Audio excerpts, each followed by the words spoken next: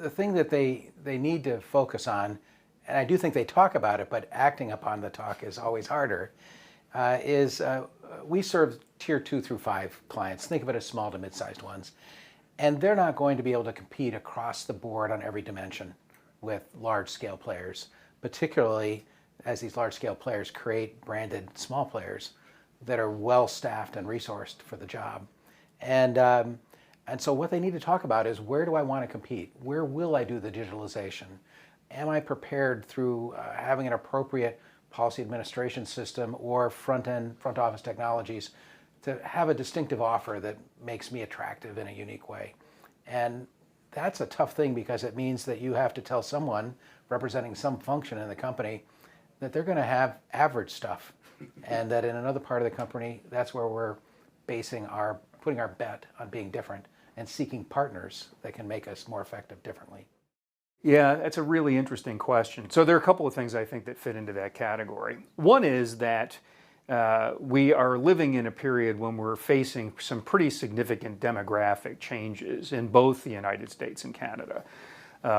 Today, we live in a world where we have almost approached the point where millennials as a generation will represent half the labor force. That will actually occur in 2020 in the United States. But what is another data point that I think is missing is that that number is projected to rise to 75% by the year 2025. And if you unpack those numbers, what you find is that my generation, I'm a card-carrying baby boomer, but a younger member of that generation, the birth rate actually was not consistent across the entirety of the generation. The peak birth year actually was 1949, which means that those individuals today are 70. Beginning in 1958, so people who are roughly 60 today, the birth rate started to fall rather precipitously. And so by 1962, the birth year, the birth rate was actually down in the United States to what it was before World War II, so effectively Depression era levels. So that means that you see a relatively rapid transition of baby boomers out of the labor force and a reduction of their percentage, and that means, of course, that millennials, as the largest living generation, rise in that space.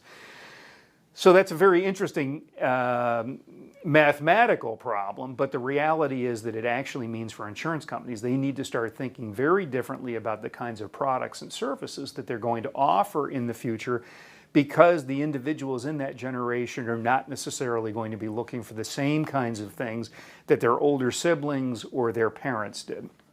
So I think that's a fundamental issue. Related to that is the impact that that has on the labor market itself. Baby boomers and older Gen Xers had a tendency to stay in positions for extended periods of time. Millennials have a tendency to think about their career as made up of a series of job engagements, or tours of duty, if you will, that may last 3 or 4 or 5 years.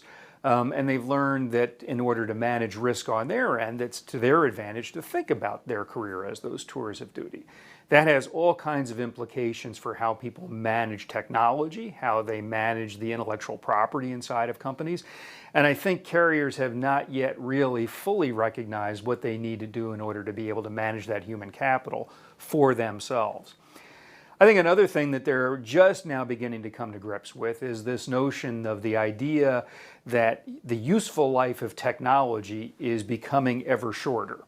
Right? And it's not that the technology, modern technology, isn't great, but it just is that the new technology makes things go out of phase, out of style, out of capability relatively quickly.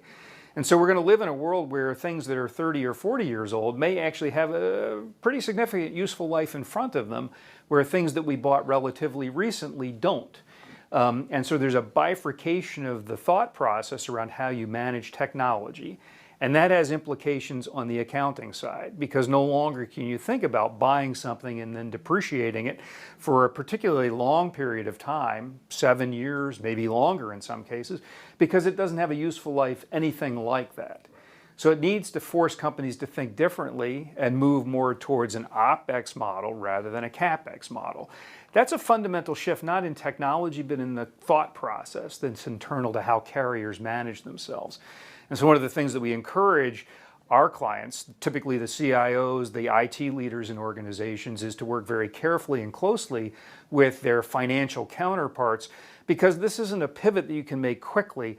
It is something that you need to make very deliberately, methodically, cooperatively, because it will fundamentally change how you manage organizations. And I think that realization is beginning to come through to companies, but I think they're going to need to have that realization much more quickly than they otherwise would, because it has a significant impact on the investments that they're making today.